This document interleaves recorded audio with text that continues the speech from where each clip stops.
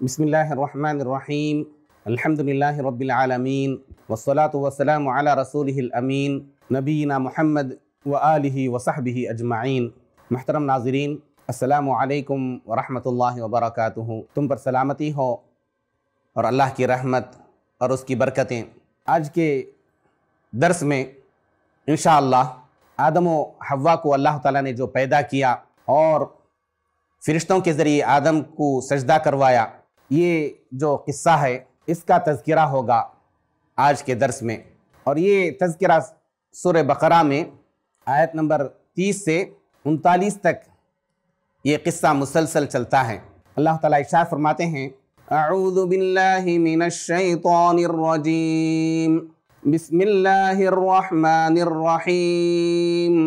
وَإِذْ قَالَ رَبُّكَ لِلْمَلَائِكَةِ إِنِّي جَاعِلٌ فِي الْأَرْضِ خَلِيفَةً قَالُوا أَتَجْعَلُ فِيهَا مَن يُفْسِدُ فِيهَا وَيَسْفِكُ الدِّمَاءَ وَنَحْنُ نُسَبِّحُ بِحَمْدِكَ وَنُقَدِّسُ لَكَ قَالَ إِنِّي أَعْلَمُ مَا لَا تَعْلَمُونَ وعلم آدم الأسماء كلها ثم عرضهم على الملائكة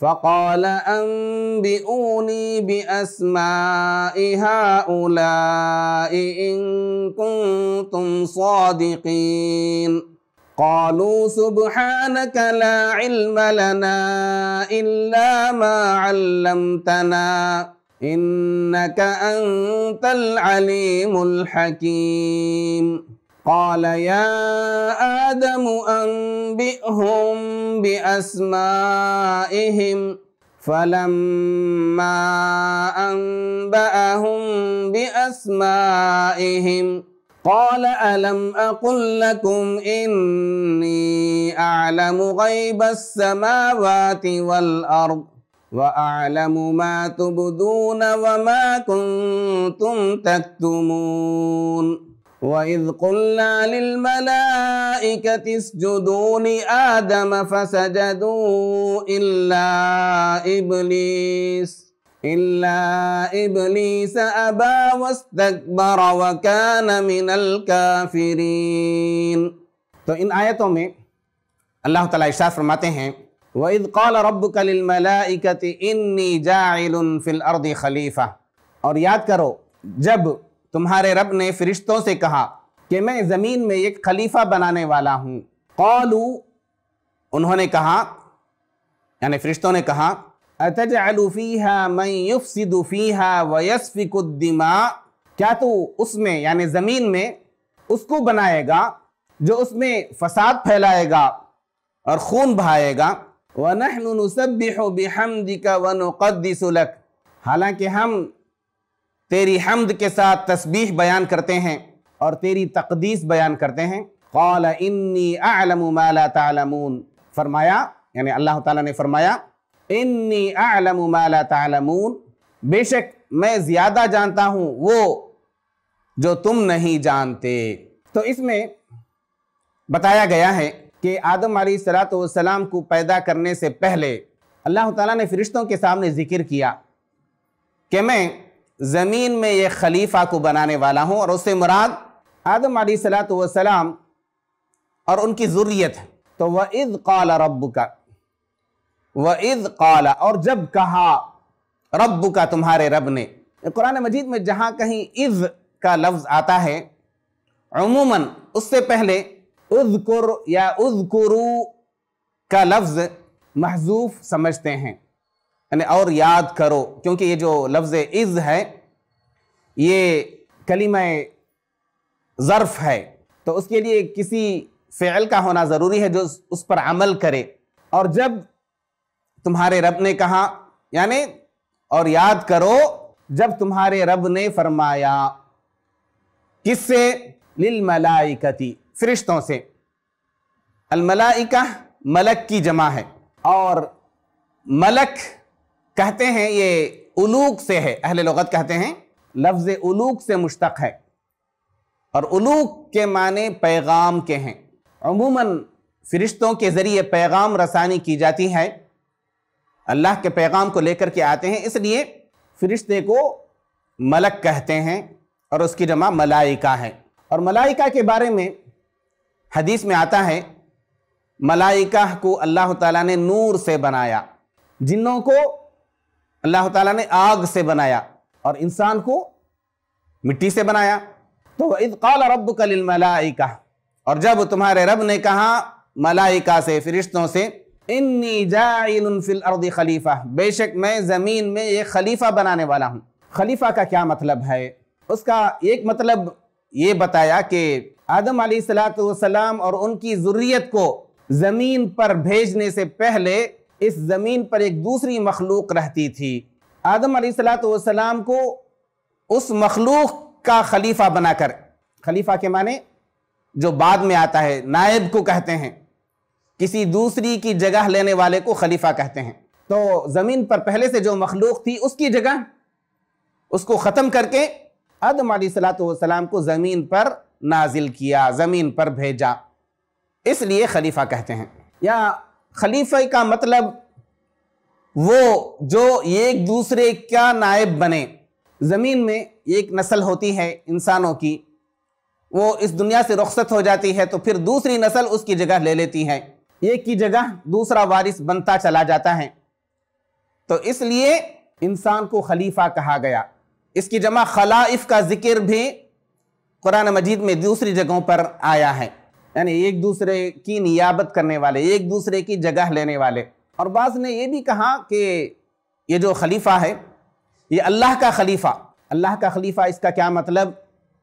اس کا مطلب یہ ہے کہ اللہ کی شریعت کو اور اللہ کے احکامات کو اللہ کے حکم کے مطابق اس زمین میں نافذ کرنے والا۔ اللہ تعالیٰ نے انسان کو حکم دیا کہ اللہ تعالیٰ کے احکامات اور اللہ تعالیٰ کے حدود کو انسان اس زمین پر نافذ کرے، اس لیے اس کو خلیفہ کہا گیا، واللہ عالم۔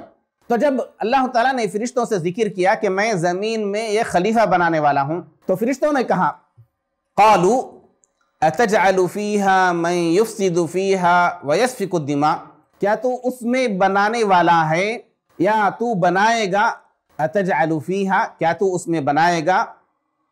من یفسد فیہا، اس کو جو اس میں فساد پھیلائے گا، ویسفک الدماء، اور خون بہائے گا، جو کثرت سے نافرمانی کرے گا اور کثرت سے خون ریزی کرے گا، ایک دوسرے کو قتل کریں گے۔ تو یہ فرشتوں نے جو کہا یہ کیا اعتراض تھا؟ نہیں، فرشتوں کی طرف سے یہ اعتراض نہیں۔ فرشتے ایسی مخلوق ہیں یفعلون ما یؤمرون، جو ان سے کہا جاتا ہے، جس کا انہیں حکم دیا جاتا ہے، وہ من وعن اس پر عمل کرتے ہیں، کوئی اعتراض کا سوال نہیں۔ فرشتے ایک معصوم مخلوق ہیں، اللہ تعالیٰ کی کوئی نافرمانی نہیں کرتے اور نہ اللہ تعالیٰ کے کسی فعل پر وہ اعتراض کر سکتے ہیں۔ تو پھر یہ جو سوال ہے کہ اے اللہ تو ایسی مخلوق کو کیوں پیدا کر رہا ہے جو زمین میں فساد پھیلائے گی اور خون بہائے گی، تو علماء کہتے ہیں کہ یہ تعجب تھا فرشتوں کی طرف سے کہ اے اللہ ہمیں تعجب ہو رہا ہے کہ تو ایسی مخلوق کو کیوں پیدا کر رہا ہے، اس میں کیا حکمت ہے۔ تو فرشتوں کا یہ جو سوال ہے اس کا مقصد یہ تھا کہ حکمت کو معلوم کریں کہ کس حکمت کے تحت اللہ تعالیٰ انسان کو پیدا کرنے والا ہے۔ اور دوسری بات یہ کہ فرشتوں کو کیسے معلوم ہوا کہ یہ جو مخلوق اللہ تعالیٰ پیدا کرنے والا ہے وہ زمین میں فساد پھیلائے گی اور خون بہائے گی، قتل و خون ریزی کرے گی۔ تو اس کے بارے میں دو اقوال ہیں کہ خود اللہ تعالیٰ نے فرشتوں سے ذکر کیا کہ جس مخلوق کو میں زمین میں بسانے والا ہوں وہ فساد پھیلائے گی اور قتل و خون ریزی کرے گی۔ یا دوسرا قول یہ ہے کہ پہلے جو مخلوق کے اس زمین پر بستی تھی ان کا یہی عمل تھا کہ وہ فساد پھیلا رہے تھے، قتل و خون ریزی کر رہے تھے، تو اس پر قیاس کرتے ہوئے فرشتوں نے سمجھا کہ جس کسی کو زمین پر بسایا جائے گا وہ فساد پھیلائیں گے اور قتل و خون ریزی کریں گے۔ اس کے بعد اللہ تعالیٰ فرماتے ہیں کہ فرشتوں نے کہا وَنَحْنُ نُسَبِّحُ بِحَمْدِكَ وَنُقَدِّسُ لَكَ، حالانکہ ہم تیری حمد کے ساتھ تسبیح بیان کرتے ہیں۔ وَنَحْنُ نُسَبِّحُ، ہم تیری تسبیح بیان کرتے ہیں، بِحَمْدِكَ، تیری حمد کے ساتھ، وَنُقَدِّسُ لَكَ، اور تیری تقدیس بیان کرتے ہیں۔ تسبیح کا کیا مطلب ہے؟ تسبیح کا مطلب پاکی بیان کرنا۔ اللہ تعالیٰ ہر عیب سے پاک ہے، ہر وہ عمل اور فعل اور ہر وہ صفت جو عیب سمجھی جاتی ہے، ایسے عیب سے اللہ تعالیٰ پاک ہے۔ بلکہ بعض ایسی صفتیں جو انسان کے لیے خوبی بن سکتی ہیں لیکن یہ خالق کے لیے وہ خوبی نہیں بلکہ عیب سمجھی جائیں گی، ایسی صفتوں سے بھی اللہ تعالیٰ پاک ہے۔ تو ہر قسم کے عیب سے اللہ تعالیٰ کو پاک قرار دینا یہ تسبیح ہے۔ جیسے اللہ تعالیٰ کا کوئی بیٹا نہیں، اللہ تعالیٰ کے والدین نہیں، اللہ تعالیٰ کے ماں باپ نہیں، اللہ تعالیٰ کے برابر کوئی نہیں، اور اللہ تعالیٰ کو اونگ نہیں آتی، اللہ تعالیٰ کو نیند نہیں آتی، ان سب کمزوریوں سے اللہ تعالیٰ پاک ہے۔ اسی طرح اللہ تعالیٰ اس بات سے پاک ہے وہ کسی پر ظلم کرے، ظلم سے پاک ہے، وَلَا يَظْلِمُ رَبُّكَ أَحَدًا، یہ سب عیوب ہیں، ان سارے عیوب سے اللہ تعالیٰ پاک ہے۔ تو وَنَحْنُ نُسَبِّحُ بِحَمْدِكَ، تیری حمد کے ساتھ، اللہ تعالیٰ کی حمد، اللہ تعالیٰ کی تعریف، اللہ تعالیٰ کی جو اچھی اچھی صفتیں ہیں، اچھے اچھے عمل ہیں، اللہ تعالیٰ کا جو کرم ہے، فضل ہے، اللہ تعالیٰ کی جو رحمت ہے اور اس کی مہربانیاں ہیں، اس پر اللہ تعالیٰ کی تعریف بیان کرنا۔ وَنَحْنُ نُسَبِّحُ بِحَمْدِكَ وَنُقَدِّسُ لَكَ، اور ہم تیری تقدیس بھی بیان کرتے ہیں۔ کہ فرشتوں نے اللہ تعالیٰ سے کہا کہ زمین میں ایسی مخلوق کو تو کیوں پیدا کر رہا ہے جو زمین میں فساد پھیلائے گی اور خون ریزی کرے گی، جبکہ تیری تسبیح بیان کرنے کے لیے، تیری حمد بیان کرنے کے لیے اور تیری تقدیس بیان کرنے کے لیے ہم موجود ہیں۔ وَنُقَدِّسُ لَكَ، اور ہم تیری تقدیس بیان کرتے ہیں۔ تقدیس کا مطلب کیا ہے؟ تقدیس کا مطلب اس میں اللہ تعالیٰ کی بڑائی بیان کرنا ہے، اللہ تعالیٰ کی پاکی بیان کرنا اور اللہ تعالیٰ کی بڑائی بیان کرنا، یہ دونوں مفہوم اس لفظ میں پائے جاتے ہیں۔ وَنُقَدِّسُ لَكَ، تو جب فرشتوں نے یہ سوال کیا اللہ تعالیٰ سے کہ ایسی کیا حکمت ہے جس کے تحت تو ایسی مخلوق کو جنم دینے والا ہے، ایسی مخلوق کو تو پیدا کرنے والا ہے جو زمین میں فساد پھیلائے گی اور قتل و خون ریزی کرے گی، تو اللہ تعالیٰ نے فرمایا قَالَ إِنِّي أَعْلَمُ مَا لَا تَعْلَمُونَ، فرمایا میں زیادہ بہتر جانتا ہوں جس کو تم نہیں جانتے، میں جو جانتا ہوں وہ تم نہیں جانتے۔ کیا مطلب؟ مجھے پتا ہے کہ جب میں اس مخلوق کو پیدا کروں گا تو اس میں ان کی ابتلا اور آزمائش مقصد ہوگی کہ یہ لوگ جب دنیا میں بھیجے جائیں گے وہ اچھا عمل کرتے ہیں یا برا عمل کرتے ہیں، ایمان لاتے ہیں یا کفر اختیار کرتے ہیں، یہ تم سے مختلف مخلوق ہوگی۔ اللہ تعالیٰ نے فرشتوں کے اندر یہ طبیعت بنائی کہ وہ اللہ تعالیٰ کی بالکل نافرمانی کرتے ہی نہیں، اس کا ان کو اختیار ہی نہیں، وہ کر ہی نہیں سکتے۔ اس کے برعکس اللہ تعالیٰ نے انسان کو ایک طرح سے اختیار دیا، اما شاکرا و اما کفورا، کہ وہ چاہے تو شکر گزار بنے یا کفران نعمت کا مرتکب ہو۔ اور دوسری طرف اللہ تعالیٰ نے انسان کو پیدا کیا تو انسانوں میں انبیاء بھی آئے، صدیقین بھی آئے، شہداء اور صالحین بھی آئے۔ انسانوں میں صرف وہی لوگ نہیں جو فساد پھیلاتے ہیں اور جو قتل و خون ریزی کرتے ہیں، اچھے اور نیک لوگ بھی انسانوں میں پیدا ہوئے۔ تو یہ اللہ تعالیٰ کی حکمت تھی جس کے تحت اللہ تعالیٰ نے انسان کو پیدا کیا۔ اور یہ آدم اور بنی آدم کی ایک فضیلت ہے کہ آدم علیہ السلام کو پیدا کرنے سے پہلے ہی ان کا ذکر اللہ تعالیٰ نے فرشتوں کے سامنے کیا کہ میں ایسا کرنے والا ہوں۔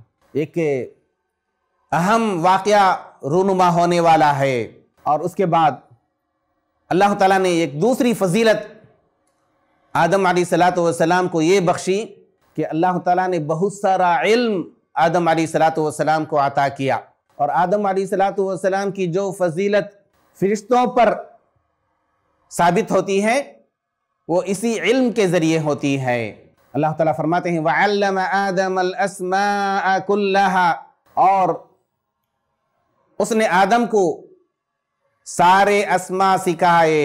وَعَلَّمَ، اور سکھایا، یعنی اللہ تعالیٰ نے سکھایا آدم علیہ السلام کو الاسماء، اسم کی جمع ہے، کلہا، سارے نام سکھائے۔ سارے نام سکھائے، اس کا کیا مطلب ہے؟ اس کا یہ مطلب ہے کہ اس دنیا میں جتنی بھی چیزیں پائی جاتی ہیں ان کے کیا خواص ہیں، ان کے کیا فوائد ہیں، ان کے نام کیا ہیں، یہ ساری باتیں اللہ تعالیٰ نے آدم علیہ السلام کو سکھائیں۔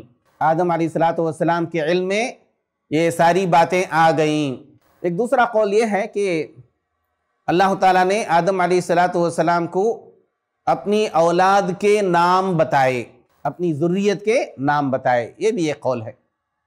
ایک تیسرا قول یہ ہے کہ اللہ تعالیٰ نے آدم علیہ السلام کو فرشتوں کے نام بتائے، یاد کرائے۔ اور قول یہ بھی ہے کہ اللہ تعالیٰ نے آدم علیہ السلام کو زمین پر موجود جتنی بھی چیزیں ہیں، جتنے بھی جاندار ہیں یا جاندار نہیں ہیں، ان سب کے نام اور ان کے خواص اور ان کے فوائد اللہ تعالیٰ نے آدم علیہ السلام کو بتا دیے۔ آدم علیہ السلام کے علم میں یہ ساری باتیں آ گئیں۔ تو اس کے بعد اللہ تعالیٰ نے کیا کیا؟ وَعَلَّمَ آدَمَ الْأَسْمَاءَ كُلَّهَا ثُمَّ عَرَضَهُمْ عَلَى الْمَلَائِكَةِ، پھر انہیں فرشتوں پر پیش کیا، یعنی ان چیزوں کو جن کے نام اللہ تعالیٰ نے آدم علیہ السلام کو سکھائے۔ ثُمَّ عَرَضَهُمْ عَلَى الْمَلَائِكَةِ، پھر انہیں فرشتوں پر پیش کیا۔ فَقَالَ أَنْبِئُونِي بِأَسْمَاءِ هَؤُلَاءِ إِن كُنتُمْ صَادِقِينَ، پھر فرمایا فَقَالَ أَنْبِئُونِي، تم مجھے بتاؤ۔ انبأ ينبئ، اس کا فعل امر ہے انبئ، اور جمع کا صیغہ ہے انبئو، تم بتاؤ، نی مجھے۔ فقال انبئونی، تو فرمایا تم مجھے بتاؤ، بِأَسْمَاءِ هَؤُلَاءِ، ان کے نام، وہ ساری چیزیں جن کے نام اللہ تعالیٰ نے آدم علیہ السلام کو بتائے، ان چیزوں کو فرشتوں پر پیش کیا اور کہا کہ تم ان چیزوں کے نام بتاؤ۔ اللہ تعالیٰ نے انہیں نہیں سکھایا تھا، انہیں نہیں بتایا تھا، تو ان کے علم میں یہ بات نہیں تھی کہ ان کے نام کیا ہیں۔ ان کنتم صادقین، اگر تم سچے ہو، یعنی اگر تم اپنے خیال کے مطابق یہ سمجھتے ہو کہ آدم اور ان کی ذریت کو پیدا کرنے کا کوئی فائدہ نہیں، یہ تو فساد پھیلائیں گے، خون ریزی کریں گے، اگر تم سچے ہو تو یہ جو فضیلت میں نے آدم کو عطا کی ہے، کیا تم کو اس کا پتہ ہے؟ کیا تم اس کو جانتے ہو، اس سے واقف ہو؟ ظاہر بات ہے کہ فرشتوں کو ان چیزوں کا علم نہیں تھا۔ فوراً انہوں نے کہا قالوا سبحانک لا علم لنا الا ما علمتنا انک انت العلیم الحکیم، کہا یعنی فرشتوں نے سبحانک، تو پاک ہے، سبحانک لا علم لنا، ہمیں کوئی علم نہیں، الا ما علمتنا، سوائے اس کے جو تو نے ہمیں سکھایا۔ اور یہی بات ہر شخص پر صادق آتی ہے، کسی بھی شخص کو اتنا ہی علم مل سکتا ہے، اتنی ہی جانکاری ہو سکتی ہے جو اللہ تعالیٰ نے اس کو بتایا، جس کا علم اللہ تعالیٰ نے اس کو دیا، اتنا ہی علم اس کو ہو سکتا ہے۔ تو فرشتوں نے بھی یہی کہا سبحانک لا علم لنا، کبھی اس بات کا دعویٰ نہیں کرنا چاہیے کہ ہم ہر چیز کا علم ہمیں حاصل ہے، ہر چیز کو ہم جانتے ہیں، ایسا دعویٰ نہیں کرنا چاہیے، یہ دعویٰ غلط ہے۔ فرشتوں کو بھی جس بات کا علم نہیں تھا فوراً اس کا اعتراف کر لیا اور کہا سبحانک، تو پاک ہے، یعنی کسی بھی قسم کی جہالت سے، لا علم ہونے سے تو پاک ہے، تجھ کو ہر قسم کا علم حاصل ہے، لیکن ہم کو اتنا ہی علم حاصل ہے جو علم کے تو نے ہمیں دیا. لا علم لنا الا ما علمتنا انک انت العلیم الحکیم. بے شک تو اچھی طرح سے جاننے والا اور بڑی حکمت والا ہے. انک انت العلیم الحکیم. ہر قسم کا علم تیرے پاس ہے. وَهُوَ بِكُلِّ شَيْءٍ عَلِيمٌ. ابھی ہم نے پڑھا ہر چیز کا علم صرف اللہ تعالیٰ کو حاصل ہے. باقی لوگ اتنا ہی جانتے ہیں جتنا کہ اللہ تعالیٰ نے انہیں علم دیا. اور اسی طرح سے اللہ تعالیٰ کو ہر چیز کا علم ہے تو اللہ تعالیٰ حکمت والا بھی ہے. اِنَّكَ أَنْتَ الْعَلِيمُ الْحَكِيمُ. اور الحکیم کے ایک معنی تو حکمت والے کے ہیں، یعنی اللہ تعالیٰ نے جو کچھ پیدا کیا اور جو بھی کرتا ہے اس کے پیچھے کچھ نہ کچھ حکمت ہوتی ہے.